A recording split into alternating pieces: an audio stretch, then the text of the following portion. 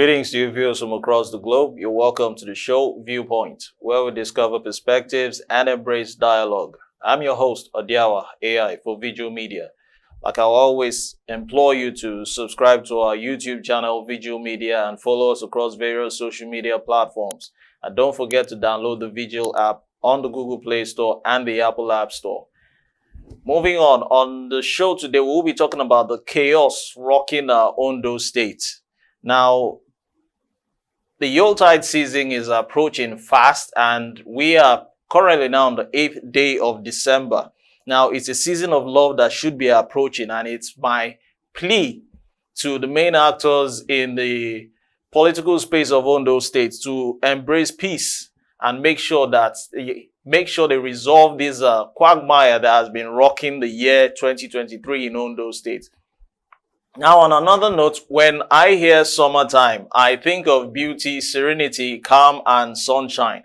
But in the case of the Sunshine State, Ondo State, the reverse is the case, as political volcanoes continue to erupt in a chaotic manner across the state.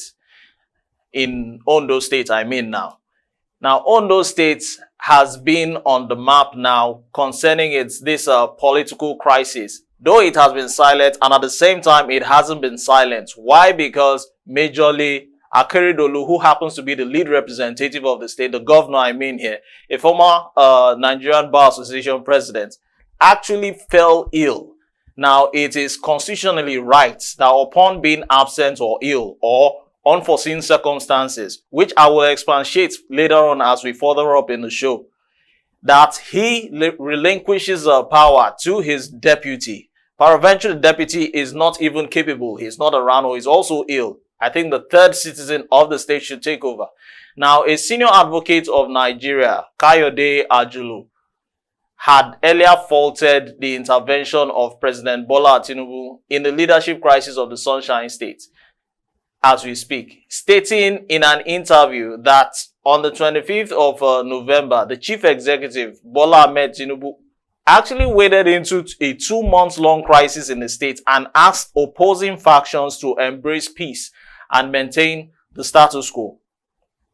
This was as the Deputy Governor, Lucky Ayeditwa, pledged to carry all commissioners and officials along in handling the state's affairs, and the Speaker of the State House of Assembly, Oladiji Olamide, they resolved to halt all impeachment moves against the Deputy Governor Ayedatiwa.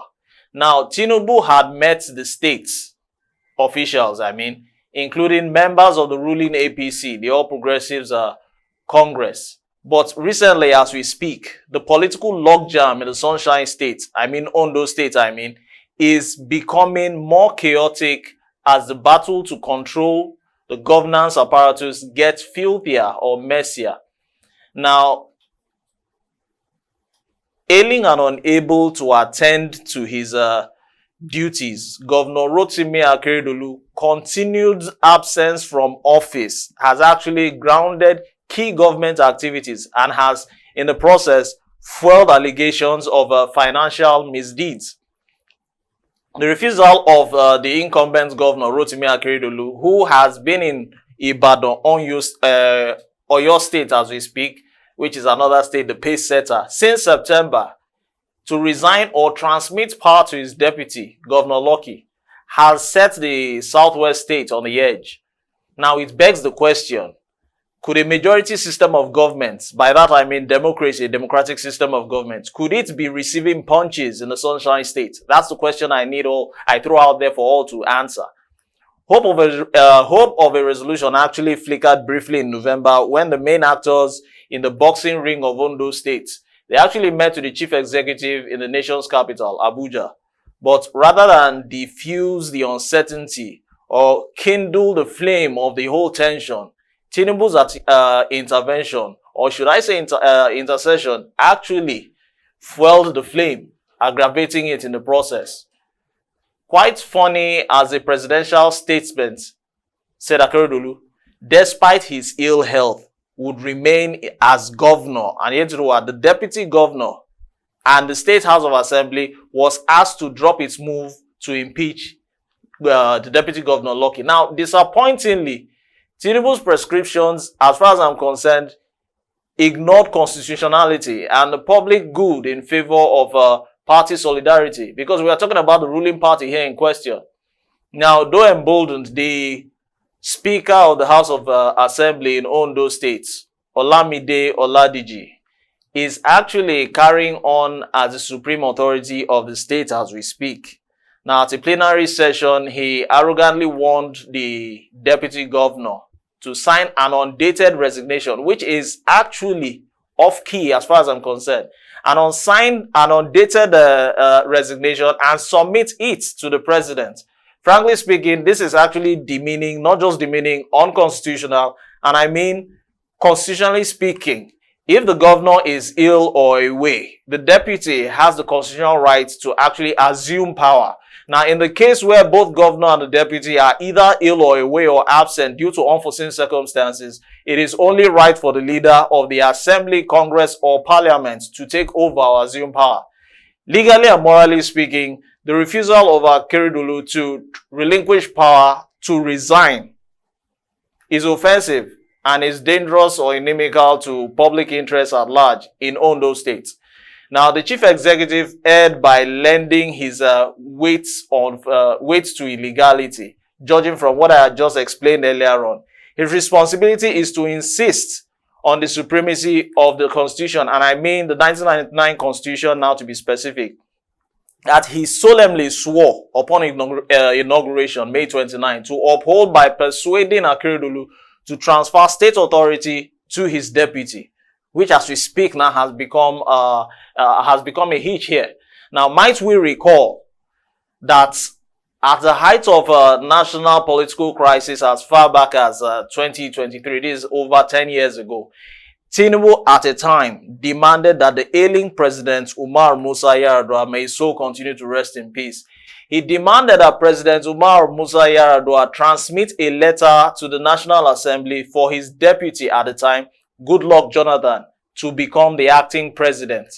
And of course, rightly, he had argued that this conformed with the rule of law. We ought to be anyway. He cannot turn around now as we speak now to consign the principle to the trash can. Let's be frank with ourselves. Ondo, the Sunshine State, has been soaked in political crisis since early this year, 2023, since Akeredolu, the governor, became ill. Now, in June, he transmitted a letter to the Ondo House of Assembly for his deputy to take over or assume power. Despite this, governance has been chaotic and become messier when Akeredolu returned to Nigeria in September. But he has since found safe haven in Ibadan, from where he is ostensibly regained control of the government. Now, my question is, this issue of ruling a state from another state, should it actually be? It's like a husband who is actually banding a house, not being present to actually band the house. It makes the house more porous enough for outsiders to begin to infringe and take advantage of cracks in the wall, I mean. Frankly speaking, amidst the chaotic crisis in the Sunshine State, Ondo State to be specific, Akeredolu, a former Nigerian Bar Association president, like I said in the initial phase of this show, and a senior advocate of Nigeria who had canvassed the resignation of Yar'Adua in 2010, should also refer to the 1999 Constitution. The Constitution was amended in 2010 to provide for a governor or president that is indisposed due to illness to resign or transfer authority to his deputy. Now, in his first term, Akeredolu similarly had a running rift with his old deputy, Agbola Ajayi.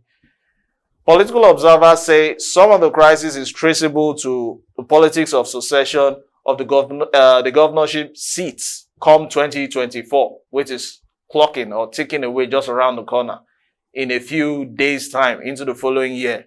But truth be told, the personal ambition of politicians is not worth throwing the state into this chaotic atmosphere or scene, let me put it that way. I mean, for crying out loud, it's the Sunshine State. In my own view or my own opinion, politicians in Ondo State should actually stand for what Sunshine actually depicts. Because the crisis is beyond the APC, the All Progressive Congress affair, as the ruling party wants Nigeria to believe. Because, like other states, Ondo State also deserves good governance and stability. We are not saying that currently as we speak now, the stability is 100%, but actually, and first of all, normally, there should be stability in any democratic setting. Chief executive on his own part, therefore, should convince the governor to do the right thing. Now, on a final note, I must reiterate that Nigeria is not a monarchical system of government, but a republican state. They didn't say it's not, you will never hear, even in the constitution rather, I beg your pardon, the kingdom of Nigeria. That is always rather associated with a monarchical system of government. They say, or it is said, Nigeria is recognized as a federal republic, and thereby being a republican state, the succession system should be legally spelled out in the constitution.